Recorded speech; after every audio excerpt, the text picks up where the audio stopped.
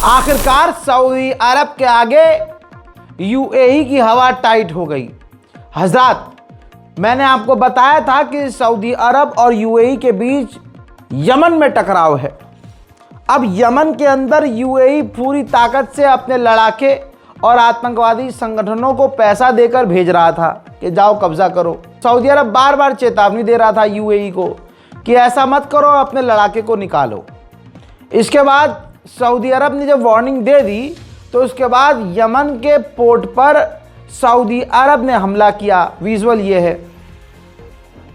हमला किया और यमन के पोर्ट पर जो यूएई के 2 कार्गो जहाज आए थे हथियार लेकर, उन दोनों जहाज़ों को हथियार समेत सऊदी अरब ने उड़ाकर तबाह कर दिया।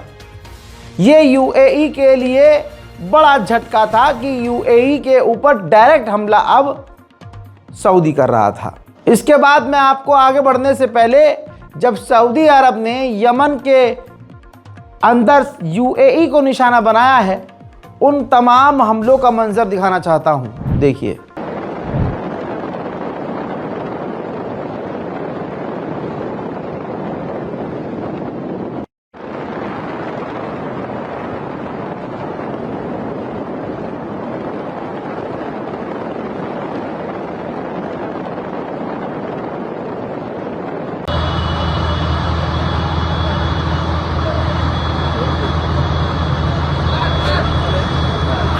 अब ये तमाम चीज़ें कर दी सऊदी अरब ने। भाई कर दिया काम सऊदी अरब, भाई हथियारों का ज़ख़ीरा है उसके पास।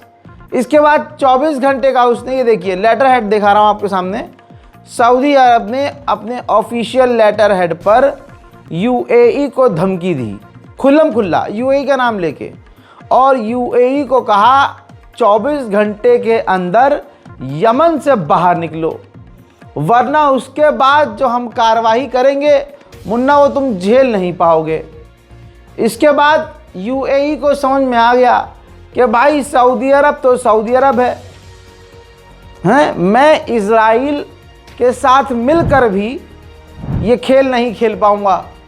और यूएई की सरकार को समझ में आ गया कि दुनिया के सामने हम नंगे हो गए, पूरी दुनिया में यूएई की आलोचना होना शुरू हो गई। तो ये स्टेटमेंट जारी किया यूएई ने।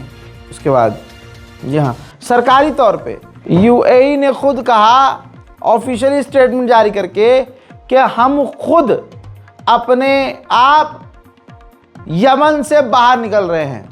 जी हाँ, ऐलान कर दिया, फटके 4 हो गई यूएई की। ये औकात है इनकी, आतंकवादियों को पैसा देकर भी ये कहीं भेजते हैं और सामने से कोई बराबर कहा जाए तो इनकी फट जाती है। ये है असलियत यूएई की। अब यूएई ने ऐलान कर दिया है कि हम पूरा वॉलंटियरी करके जो है अपने लोगों को निकाल रहे हैं यमन से। इधर यमन की गवर्नमेंट को अब ये क्लियर हो गया, सारी दुनिया को क्लियर हो गया कि भाई हमारे मुल्क में यानी यमन में घुसकर यमन के कई टुकड़े करना चाहता था यूएई। यूएई की ये मंशा थी और सारी प्लानिंग खुल गई। तो यमन की सरकार ने मांग की है कि वही सेम कि यमन के लड़ाके, यमन के समर्थक हमारे मुल्क से जल्द बाहर निकलें। तो और सबसे बड़ा झटका यमन ने यूएई को ये दिया, यमन ने जो डील यूएई से की हुई थी वो डील सारी की सारी यमन ने यूएई से रद्द कर दी है, कैंसिल कर दी है। लेकिन आपको दूसरी तरफ दिखा दूं कि यमन के अंदर यूएई पूरी ताकत से घुसा था। अब देखिए, बिल्कुल जो इजराइल का साथी हो जाता है उसकी हरकत इजराइल की तरह हो जाती है। जैसे इजराइल ने अरब के कई देशों में घुसपैठ की हुई है, यूएई सोच रहा था कि मैं भी यही करूंगा। अब मैं आपको चंद तस्वीर दिखा रहा हूं, ये देखिए, जिसके अंदर आपको जो हथियार बंद गाड़ियां नजर आ रही हैं ना, ये यूएई की हैं। और ये कहाँ हैं? ये यमन के अंदर की तस्वीर हैं। अभी भी यमन के अंदर यूएई की हथियारबंद गाड़ियां नजर आ रही हैं। अभी भी दोस्तों, जैसे इजराइल पर भरोसा नहीं करना चाहिए, यूएई पर भी भरोसा नहीं करना चाहिए। अभी भी आप देख लीजिए कि यूएई की हथियारबंद गाड़ियां यमन के अंदर मूवमेंट करती हुई नजर आ रही हैं। हजरात, यूएई इजराइल का साथ रह के नंगा हो गया है। सऊदी अरब का हमला जायज़ था।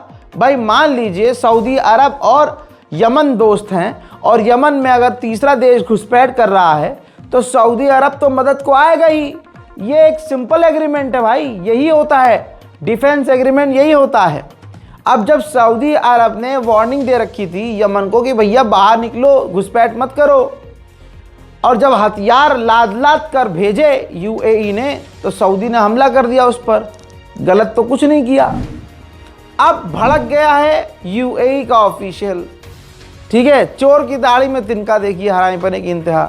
यूएई के ऑफिशियल ने कहा कि जो सऊदी अरब ने हमला किया है हमारे समुद्री जहाज पर, हथियारों के जहाज पर, ये कोई हीरो वाला काम नहीं किया है। और ये जो यमन मांग कर रहा है हमें बाहर निकालने की, ये कूड़ेदान जैसी मांग है, मतलब वो उनकी मांग कूड़े में जाएगी। यानी यूएई खुलकर यमन के अंदर घुसपैठ खुल्लम खुल्ला करने की हैकड़ी दिखा रहा है। ये है यूएई की असलियत हजरात मोहतरम। अब सऊदी अरब की ताकत यूएई को तो पता है।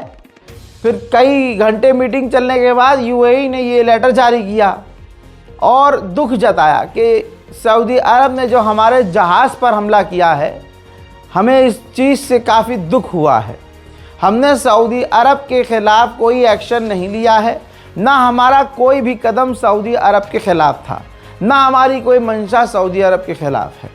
यानी जब दिखा यूएई को कि सऊदी बहुत मारेगा, सऊदी अरब बहुत मारेगा और सूखा सूखा मारेगा, तो तुरंत इन्होंने सफाई दे दी कि भाई हम तो सऊदी के ख़िलाफ़ थे ही नहीं। अरे सऊदी के ख़िलाफ़ तुम हो ना हो हराम के पिल्लो, तुम सऊदी के आलाई देश पर कब्ज़ा कर रहे हो, घुसपैठ करवा रहे हो, पैसा देकर आतंकवादियों को घुसा रहे हो, तो सऊदी अरब चुप क्यों रहेगा? उधर सऊदी अरब रुकने का नाम नहीं ले रहा। अब बिल्कुल सही कर रहा है सऊदी अरब। सऊदी अरब ने एक कॉन्वॉय पर हमला किया, लड़ाकू संगठन, वो यूएई समर्थक आतंकियों का संगठन जो यमन के अंदर अलग अलग इलाकों में जाकर हुड़दंग मचा रहा था। देखिए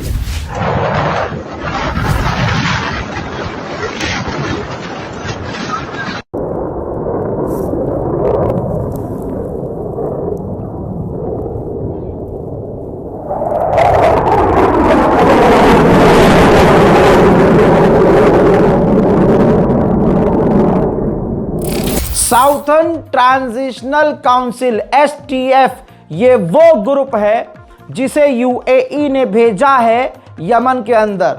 अब क्योंकि सऊदी अरब ने 24 घंटे की धमकी दी है कि 24 घंटे में बाहर निकलो, तो ये STF संगठन जो आतंकी संगठन है, यूएई की ताकत से बढ़ने वाला संगठन, हजरात मोहतरम, ये STF संगठन ने क्लियर कट मना कर दिया है कि हम यमन से बाहर नहीं जाएंगे। जिसके बाद संभावना ये है कि अब सऊदी अरब और यूएई आमने सामने खुल्लम खुल्ला आ सकते हैं। उधर हमास को अमेरिका और इजराइल ने 2 महीने की डेडलाइन दी है कि 2 महीने के अंदर हमास हथियार डाल दे, वरना हालात बुरे कर देंगे। उधर हालात कोई सही थोड़ी ना है।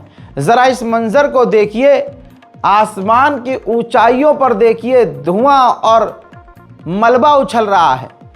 गाजा के अंदर बचे कुचे मकानों को इजराइल बम लगाकर उड़ा रहा है। ऐसे ही ईस्टर्न गाजा में दाना नाम के एक बच्चे को इजराइल की फौज ने गोली मारकर कत्ल कर दिया है। और आप इसी भरम में रहिए कि गाजा में सब शांत हो गया है। वहीं गाजा में कोई बिल्डिंग इमारत इस लायक नहीं बची कि उसके अंदर रहा जा सके, सब कुछ खंडर हो चुका है। ज़रा इस मंजर को देखिए, बारिश, तूफान और बाढ़ की वजह से अब वो इमारतें जो काफ़ी कमज़ोर हैं वो पूरी तरह से दंदनाती हुई ज़मीन पर गिर रही हैं। इजराइल लगातार नरसंहार कर रहा है। इजराइल ने गाज़ा के एक मछुआरे को गोली मार दी, उनके जनाजे से जिगर फटेगा।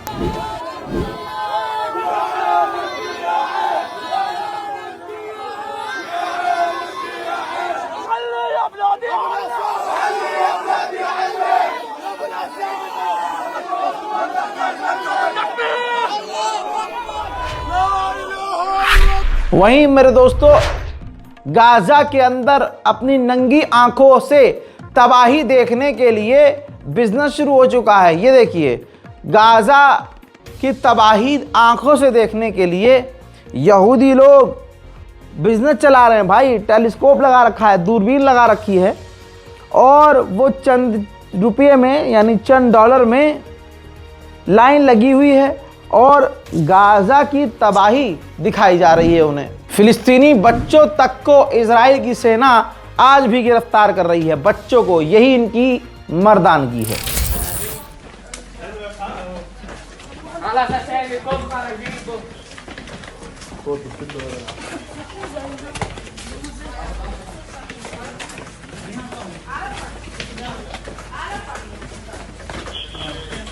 हजरात, यूरोप का एक वीडियो आया है, एक बुढ़ा इजरायली फिलिस्तीनियों को, तमाम फिलिस्तीनियों को साफ साफ कह रहा है, इशारा करके फिलिस्तीनी प्रदर्शनकारियों को, फिलिस्तीनी समर्थकों को, कि तुम सबको हम काट देंगे। तो दोस्तों, ये मानसिकता इजराइल की है और भारत के हिंदूवादी आतंकवादी संगठनों की है। दोस्तों, अब तक 100 से ज़्यादा फिलिस्तीनी इजराइल की जेल में मारे गए हैं। उधर बैतुल मुकद्दस में हजारों की तादाद में फिर से यहूदी घुसे हैं।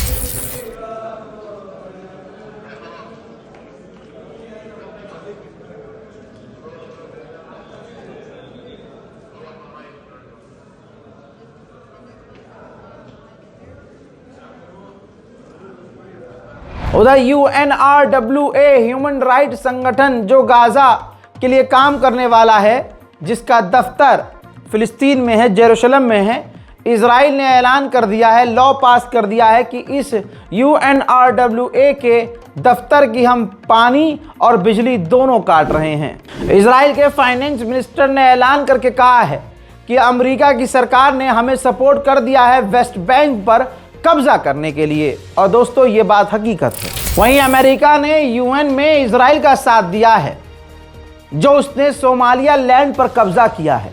आप सोच सकते हैं, इंटरनेशनल लॉ का उल्लंघन करते हुए कल को इजराइल आपके किसी मुल्क पर कब्जा कर ले या मुल्क का टुकड़ा टुकड़ा कर दे, तो UN के अंदर अमेरिका इजराइल के साथ खड़ा हुआ नजर आएगा। सोमालिया के जो रिप्रेजेंटेटिव हैं UN के, उन्होंने भाई साहब थूक लगा के इनकी अच्छे से जो है लाल की है। UN के अंदर सोमालिया के रिप्रेजेंटेटिव ने कहा कि इजराइल को कहा, तुम यहाँ पर आकर हमको ज्ञान दे रहे हो इंसानियत का, तुम यहाँ पर ज्ञान दे रहे हो कानून का, बराबरी का, डेमोक्रेसी का, जबकि तुम हत्या नरसंहार खुद कर रहे हो। Before proceeding further, I want to make additional remarks in my capacity as a Somali representative of Somalia to directly address the claims made by the representative of Israel who spoke before me. I will make 3 points, Excellency. First, actions of occupying power in Palestine and indeed in the broader region are well documented.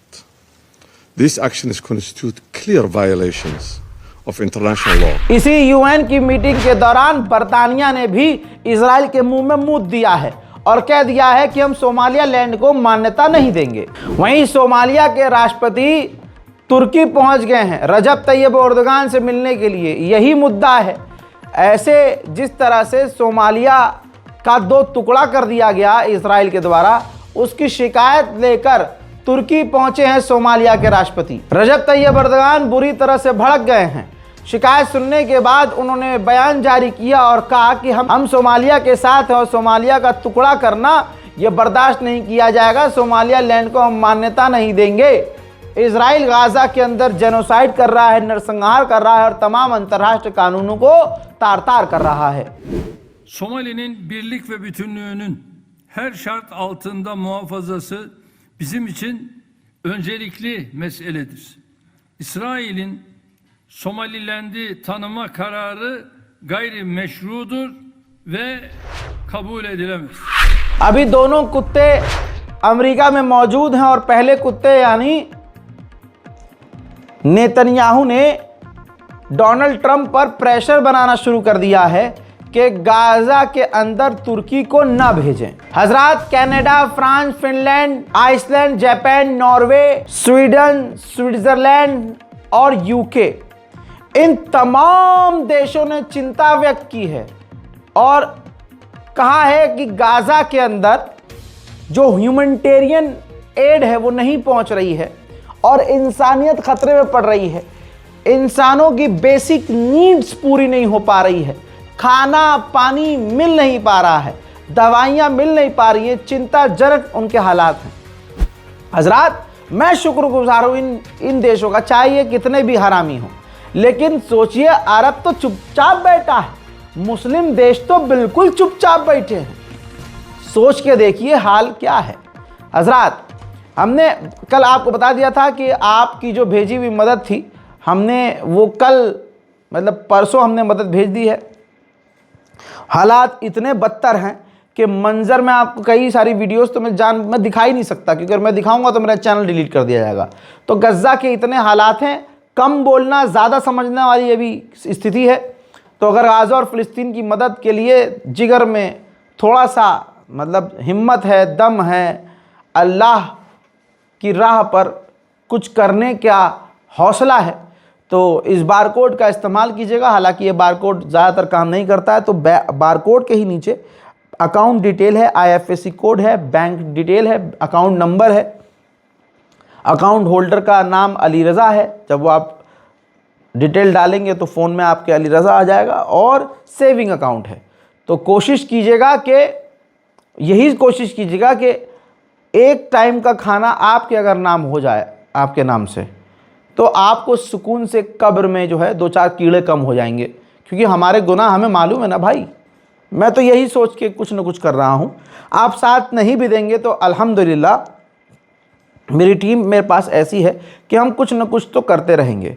लेकिन अगर आप हाथ में हाथ लगा देंगे तो फिर तो क्या ही कहना, जलवा हो जाएगा। वहीं स्पेन के अंदर हॉलीडे के लिए जो इज़राइल के लिए जो ऐड चलते हैं, यानी एडवर्टाइज़ किया जाता है कि इज़राइल जाइए, वेस्ट बैंक जाइए, यहाँ पर मतलब टूरिस्ट स्पॉट है, स्पेन के अंदर ये ऐड चलते हैं। तो स्पेन ऑफिशियली ऐलान करने वाला है और उन तमाम एड्स को, प्रचार को जो इज़राइल के लिए किए जा रहे हैं, ख़त्म करने वाला है।